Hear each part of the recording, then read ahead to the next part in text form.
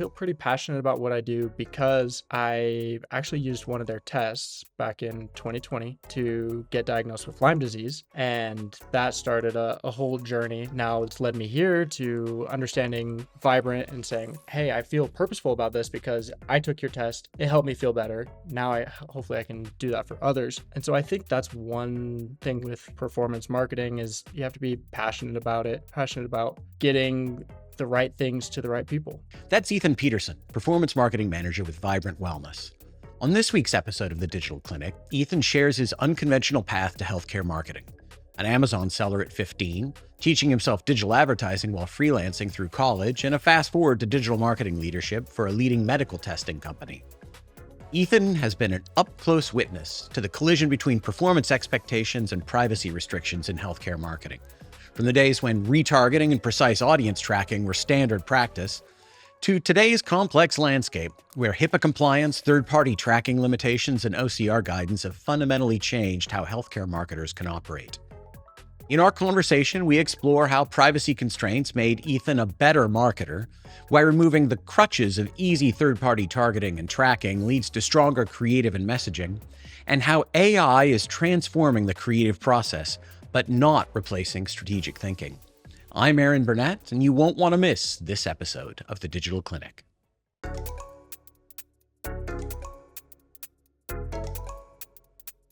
You are a performance marketing manager with Vibrant Wellness. We are an agency that focuses on performance marketing for privacy-first industries, including companies like Vibrant Wellness. So for us, it's healthcare and med tech and pharmaceuticals and government. I am very curious about kind of your purview there. And then I'm also curious about your compliance stance, your company's compliance stance. And then we can talk about what that means for performance marketing. Performance marketing is a cool place to be. My background, I feel like getting here to this job now have just been so many little things along the way of kind of a breadth of all of marketing, where I've been doing email marketing into SEO, into ads, into organic social, and that all kind of comes together here in performance marketing. I love working with Vibrant Wellness. They're awesome. I feel pretty passionate about what I do because I actually used one of their tests back in 2020 to get diagnosed with Lyme disease. And that started a whole journey. So I was down for the count for a little while and then got back into things, got back into school. Now it's led me here to understanding Vibrant and saying, hey, I feel purposeful about this because I took your test. It helped me feel better. Now hopefully I can do that for others. Um, and so I think that's one thing kind of going with what you're asking with performance marketing is you have to be passionate about it, passionate about getting the right things to the right people. How I do that, it's a lot of trial and error, a lot of testing, a lot of trying to find the right data, trying to understand what the patient or the provider might be feeling and looking for. I think most folks listening will know that there's a lot about privacy regulations that is unsettled. You have guidance from HHS as of 2022 that's highly restrictive, that says you can't do all sorts of things and really says you can't use any third-party tracking. And so you have some organizations who took a compliance stance, which says it all has to go. There's no third-party tracking. We don't share anything with anybody. You have other people who've been much more laissez-faire. Let's just see how this settles out, see what case law develops, and maybe left some third-party tracking in or left it all in. And then most organizations are somewhere in the middle of that continuum. So from a performance marketing perspective, what's the privacy landscape there? What's your infrastructure? What are you allowed to track and share with third parties in particular? And then what does that mean for what you do? Vibrant Wellness, we really err on the cautious side. We want to respect everyone's privacy and are kind of with the mentality of like, hey, if it's questionable, just don't even do it. I mean, we use all the different advertising platforms, Google most heavily, LinkedIn, Meta, trying to dig into Reddit, trying to get there too. But a big problem with that is you have to share the data you're receiving back to those companies. We have a partnership with FreshPaint where they hash all the data and get it to us, where They remove the HIPAA information from the patient information to make it compliant. And we have a really strict setup with them. So some days I still feel like I'm flying a little bit blind sometimes because we just want to be cautious. And so that's kind of our stack with how we're doing things, where Fresh Paint is hashing that data. We use our HubSpot for everything, and we have BAA. Is that the right word I'm using? Yep, that's right. With HubSpot. Business Associates Agreement. Yes, thank you. With HubSpot, and so everything is compliant there as well, and we're not giving that data back to anyone else. We keep it, and we limit what we do. Even with retargeting campaigns, it's all fairly high level. So when it comes down to it, a lot of what we have to focus on is our messaging. When we are targeting people on Meta or Google, it's kind of aware of that, where they are in that customer journey based on what they're searching, what they're following, interests, things like that. We really value that privacy and remain compliant everywhere we can. Have plenty of cookie banners that'll pop up and make sure everything's accepted. And yeah, we're really cautious and err on that side. So let's talk a little bit about what you're trying to achieve. What is your goal? Are you optimizing for leads? Are you optimizing for transactions? Yes. Or are you optimizing for something maybe even deeper, like some lifetime value metric? Yeah, it's a little bit of both. Vibrant is really unique. Well, maybe not unique, but just special in the case that we are B2B to C. So we only sell our testing to providers. They have to have their credentials, MPI number, everything like that for them to be able to access and purchase our tests for their patients. So I have the challenging job of not only targeting our providers and making sure they're aware of the great tests available, but also targeting the patients to then create that bottom up demand to go to their providers. So with our provider side, it's more signups and purchases that we kind of have for our conversion goals. But with patients, it's a lot more dedicated to leads, where that's kind of our main goal is to collect their information, and then from there, once they're in our ecosystem, we have their information, we can give them the support to connect with their providers. We have a provider directory that has been a huge push. We actually just launched that this year. So now the goal is to get the patients the support they need to discuss the testing with the doctor and get to the root cause of what's going on and making them not feel good. Yeah, I think that sort of two-pronged attack is pretty common in the space. We do that Mhm. with a lot of our clients as well. Given the constraints around data collection, I assume, do you have some sort of a data store that allows you to bring together all of the platform data and combine it with some of your own data and see a little bit of a richer picture? We use mostly everything in HubSpot natively where we can. I'm a big fan of HubSpot. I think it's a great tool for us to use. We have some data analysts that are setting up some Power BI dashboards. That's actually been kind of more of a recent push to just say, hey, we have all this stuff in HubSpot, but it's hard to bring in those data from our Google Ads to match our ad spend on what campaign is actually converting to what people, and matching all that up in HubSpot is a little bit more challenging. So pulling it into a Power BI dashboard is what we've been kind of pushing for lately. We've also kind of dabbled with Databox in there, Mhm. which is some pretty cool functionality as well that I really like. Some of the more in-depth building of those dashboards in Power BI, though, I feel like are a bit more helpful. Having a HIPAA compliant data warehouse has been a massive unlock for us. The ability to bring together all the platform data and then to normalize it so that you're looking at it in terms of the same naming conventions. You've normalized the greediness of meta attribution versus attribution from other platforms, for example. And then we can integrate first party data has given us a lot of clarity that we didn't have when we were relying on platform data and platform reporting. In Vibrant Wellness, you've been with them a bit. Have they been focused on privacy and very careful with data for the entire period of time that you've been with them? Yeah, for as long as I've been here, they definitely have. It's been a big priority. Actually, I think only a month or two after I was hired, they hired another privacy manager across the Sure. whole company for Yeah. for everyone. So I'm sending everything to him as well, and we collaborate across all of it. You had previously worked in other industries that were not highly regulated, didn't have the same data constraints. Compare those two experiences. And then I'm interested to know whether in the current experience, what you feel has been lost. Are you as effective as before? Something's been lost. You're not as effective. Are you more effective, and why? My previous experience, so I worked at an agency for a while for building websites and doing SEO for small local businesses. A Yeah. lot of doctors, dentists, lawyers, construction, a couple of those types of businesses. And yeah, data was very different. I could put in all the tags I wanted. I could have lots of heat mapping, everything you could think of, I could put on You their could website. follow people around Yep. everywhere they went. And Yep. yeah. And that was really cool to see, especially for, understanding our conversion rate optimization and kinda getting that picture, and now it's a different game with Vibrant where we don't have any heat mapping or anything on our website. We are a little bit more, yeah, limited in what we're able to find before they sign up.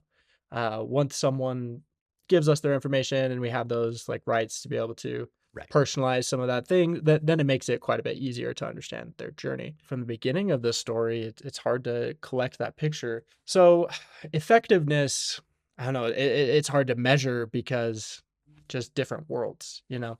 So I personally feel like I'm doing the same principles of things that I know to make sure I have good creative, make sure our branding is strong, make sure messaging is clear for people to go the right direction, making as little walls as possible for them to get signed up and get access to a provider. It's definitely different.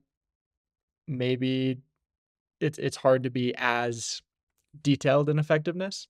But I think the principles still stand of understanding your funnel, understanding your consumer. We also have worked with lots of clients in lots of industries. And prior to the OCR guidance, even in some of these highly regulated industries, you had much greater latitude to track and retarget and that sort of thing. Our experience after shifting to becoming fully compliant is, huh, I think it actually made us better marketers because there are all these things that were like the big red easy button that platforms gave you. Super easy to target audiences, just define them, super easy to retarget. You just follow them around, you beat them about the head and shoulders with a series Mhm. of ads until they give up and they come back and convert. In that context, because you could be so precise and sometimes kind of relentless with your advertising, you didn't have to pay as close attention to the user journey or the quality of the creative or ensuring the message resonated and you were really guiding people through the process and drawing them in. And we find without those things, which we thought were absolutely essential, but turn out to be crutches, we're quite a bit better than we were. And we're actually driving better performance in this context than we did before. It's refining for me. Like Right. it's putting that pressure on to make a diamond out of it. You know, like you're limited. Yeah, I feel like that's an interesting term of crutches with those things. That's kind of how it is. It gives you like just do this, do this, do this, and it doesn't make you as critical of a thinker about what you're actually doing. Yeah. We've had a similar experience with data. If you, again, the platforms make it really easy to track to lead conversion, because that's the thing that's visible to them. When you can't send that same signal back in the same way, we have ended up tracking deeper into the conversion process to the moment of sort of actual conversion when revenue is generated, which you can't do in third-party platforms. But if you focus on that, okay, you might generate fewer leads, but you generate a lot more revenue and a lot more value. What was made hard and worried us at the beginning has turned out to be a good thing for us. How do you approach developing creative concepts and refining those concepts, testing and figuring out what works? I feel like I'm okay with creative and design. I have a background in it, but I'm definitely not the best. I am so stoked about our designer on our team. He does a great job of actually like putting together my vision. But a lot of creative isn't even, I mean, it's the visuals that they're seeing, but it's also in the messaging. Copy, I think, is so important. And I definitely go through so many revisions on just trying to think of one tagline. I talk with my best friend, ChatGPT, like all day, trying to Sure. just dial Yeah. in and think about this different way and having 20 different options and combining and playing around with it so it can land and connect. And yeah, and then from there A/B testing and refining as it goes, seeing, okay, hey, this keyword is doing a little bit better right now, and we're seeing more there. Let's put a little bit of budget behind that and making those adjustments. I think a lot of it is trying to think from the right perspective. Okay, am I targeting a patient with this ad? Am I targeting a provider with this ad? Is this going on a Google search and they want to see what page they're going to? Or is this a LinkedIn post that's here to give us a little bit more brand recognition and credibility, but may not necessarily be like a converting? It's top of funnel. Yeah, trying to think about all the aspects. So that's typically kind of my checklist of platform, of target audience, in that target audience, defining the personas and reiterating, and then making it all come together. When you're launching creative and you're testing creative, how do you carry the creative attributes into your data through conversion so that you can tell what's working, all the way through that user journey? The majority of what I'm currently doing is in Google. Right now have lots of search campaigns going. We also have some performance max campaigns going. It's a lot of being in there every day and trying to trying to just dissect what I'm looking at, trying to understand the keywords, trying to understand, oh, is this site link, are they going to the right page that they need to be going to, or should they be going to maybe a more dedicated landing page? And some of Google's new AI capabilities, they have options where it can guess what page it should go to based on that person, right? And definitely had some struggles with that. Realized pretty quickly that it was sending them to our about page that is not set up to convert, or things like that that um, kind of have to dial in and refine pretty quickly. Well, so all right, you mentioned your new best friend, probably not new, your best friend for a couple of years anyway, Chat GPT. Oh yeah. How are you using AI in your work? You have to stick with the principles of just marketing and advertising in general, but leaning on AI to improve and reiterate and refine, I think is mostly what I use it for. All the different platforms too, whether that's Google Gemini or yeah, ChatGPT, my best friend, or I love Claude too. I do a little bit Mhm. of development work and vibe coding there. OpenAI's Atlas browser and Comet Perplexity's browser, tested out both of those, trying to do things in the moment on the page. So I definitely think of it as just like an assist. It's hard because I as I'm talking about it, I'm thinking, oh, am I using this as a crutch right now? My mentality of like, hey, I have to be principle based. I have to do what I know is right, and then question those things, of course, and test. And using AI to assist in creative, I think, is just game changing. It's so beneficial. I feel like I've gone through the, oh, is AI going to take away my job thought process, and definitely spun on that. But I think it's a tool. It's a tool. It's not gonna change my job or what I'm doing or the implementation. It really is just a tool to use to succeed in. Are you simply working in a chat or have you built custom GPTs and custom projects that you use repeatedly? I've built a couple custom GPTs. I trained a custom one on all of Vibrant's branding, our tone and voice, our style, and then trained another one on our tests. So being able to understand all our tests, built a couple agents that are using RAG and calling on vector storage of all our documents and trying to pick what is the right thing to use there. Yeah, some of it's just in a chat where I'm trying to think of things a different way, build copy there, but also yeah, the building custom GPTs and agents and workflows to do a lot of that. This morning I was building a workflow like are trying to make sure everyone can get access to the 2FA things and there's no bottlenecks for one person's phone that they can't answer. Things like that. That just like operational side of things that I love to do and think that way as well. Have you started to play with MCP? A little bit. Yeah, I think all those tools are so cool, mostly in like in chat itself and adding those connectors and everything. Being able to be in a ChatGPT window and ask about our HubSpot sales, things like that, I think are really cool. And Canva connectors there. I think it's learning on creating in Canva and set things up, but it's pretty cool. Since we're on AI, let's shift to uh, AI search and AI optimization, whatever you want to call it, right? GEO or AEO or I like AIO. I like AEO. That's just what Yeah. I've always thought. Yeah. Yeah. I saw somebody comment in a really salty way that all these names were not the point, that we were spending so much time, right, in the SEO community. SEO is kind of where I started in digital, spending so much time and effort in the SEO community deciding on what acronym we were going to call this and completely missing the massive shift that's happening right now while we argue about three-letter acronyms. Yep. I Yeah. think that's funny. Yeah. Yeah, I like AEO. That's kind of how I think of it. Yeah, we're doing quite a bit. That's a big priority of mine. I have an SEO background as well, so a lot of what I'm trying to do and see that the principles of SEO are fairly the same for AEO. You need to have that trustworthiness, expertise, authority, and AI needs to be able to crawl your website and understand what's going on. Yeah, I feel like I keep going back and saying principles and like hey, we know these things and it's built off of SEO principles that build into those AI overviews and AI searches.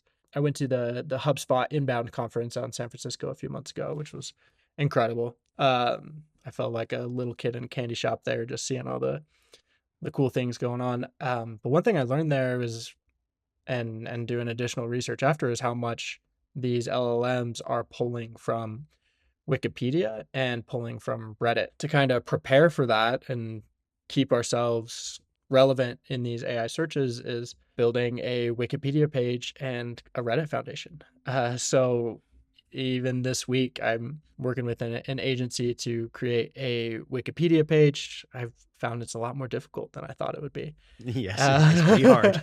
Because it has to be unbiased and connected to all the sources. And so I think that's been a pretty cool project for me, just to, yeah, establish brand awareness and to be able to help LLMs understand our website. I've also been going in and implementing quite a bit of schema on our pages, adding in product schema, FAQ schema, adding in reviews.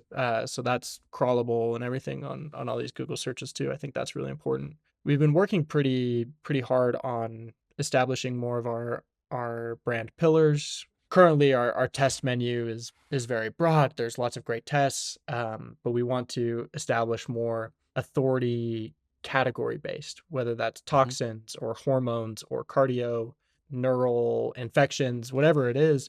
We need to establish more of those topic clusters and push that as much as we can. So we're building a lot of content focused less on one test, but becoming experts in the field as a whole and then trickling down from there. I do think that it's interesting that AI search draws on some of the same fundamental principles that have always worked for quality SEO.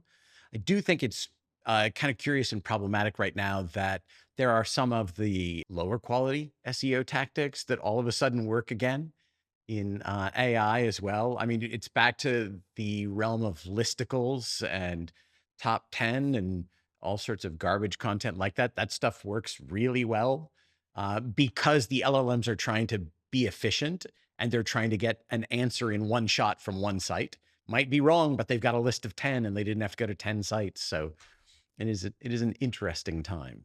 Yeah, it definitely is. And I think that makes it all that more important to have like just your brand voice and being able to say things clearly Hmm. to get to the point. It is unfortunate that it's pulling a lot of those things, but I think that will continue to adapt. I know I think even backlink building, I think that's going to be changing where Personally, I feel like, yeah, I can have a million backlinks on low authority sites, but if those they're low authority sites and you can go to a backlink builder or farm and they put it all, it's like, is that actually establishing the right authority that it needs to be? Whereas if you have more credible content and have research and connected sources, things like that, that boost what you're saying, I think that's where things are just going to continue going. Even just a user journey or a conversion journey, social proof. So third party validation, strong positive brand sentiment, all of those things mean a great deal in this new era. We actually just started with Trustpilot Yeah, because we need to keep boosting our reviews and that visibility. That social proof is so critical, not just for an SEO side, but yeah, like you were saying, the patient journey. I want to go to a page and I want to see a video testimonial of someone saying, yeah, this worked for me. I feel like that resonates with people. We need that human connection. I don't want to just be told by the one company that, I mean, they're saying they're the best. I don't want to be told by them they're the best. I want other people to right. validate that It's they're the the best. least credible version of we're the best. So if I tell Yes. you that, I yeah, exactly, and it needs to be validated. So, yeah, that's been a big push of ours too. Like, I've been creating some workflows to send out emails to collect reviews on Trustpilot after people hit, a couple orders, or providers meet with one of our clinical team to discuss some lab results, things like that, that I think is a great time to capture that social proof yeah, that, "Hey, we know we did a good job. We appreciate you validating that and helping other people yeah. get the help they need to." The span of disciplines for your role is interesting to me because I feel like in microcosm, it reflects the way that we have evolved to engage with clients. We're 15 years old. We just turned 15. And I don't know, for the first, I think probably 10 years of the agency, we could engage by practice. We had SEO engagements and content strategy engagements and digital advertising engagements and marketing sciences or business intelligence engagements. And a lot of instances, those were discrete. We're just doing SEO for this client. And over the last 5 years in particular, you've kind of realized, oh, actually, two things are true. One, it's not actually possible to drive phenomenal results by taking a siloed approach and just providing digital advertising. It's got to be digital advertising plus conversion rate optimization and some user testing and a content strategy that supports recovery search and bringing people back in to convert and that sort of thing. And so just the landscape has changed and requires engagement as a complete agency. And so with pretty much every client, we need to engage with all of the disciplines at our disposal in the same way that you have purview over all of these things that would have maybe even come from separate agencies in the past. Mhm. I'm curious to know whether that has always been the case for you. You've always been, I know that you were very entrepreneurial, very young in your teenage years. Have you always engaged in a multifaceted fashion, or is that a more recent occurrence because of the changing landscape? For me personally, it's been, like, I continue building each different approach, and yeah, like you said, I started when I was young just selling T-shirts on Amazon and trying to get people to find it on Twitter and running ads on Meta, like things like that. I was like 15 years old and just trying these things, but I didn't realize, oh, if I had my own, a store or a landing page, or I didn't know what SEO was when I was 15, right? Sure. Nor And so should you have. yeah. And so it's I've grown a lot to, I think, yeah, I hope that I am able to position myself as, competent across all of these areas, because I think that breadth is so important. And I've had these talks with mentors and my dad, and thinking about things like, okay, do I really want to go in and just be super specialized? Where it's like, no, I do Photoshop all day, every day. I'm the best at that. Or is it better to be a jack of all trades? I understand each different world and I'm able to place them together. And my goal is kind of shifted. Like originally in college, that kind of was my idea is I'm going to do graphic design and I'm going to be the best at that.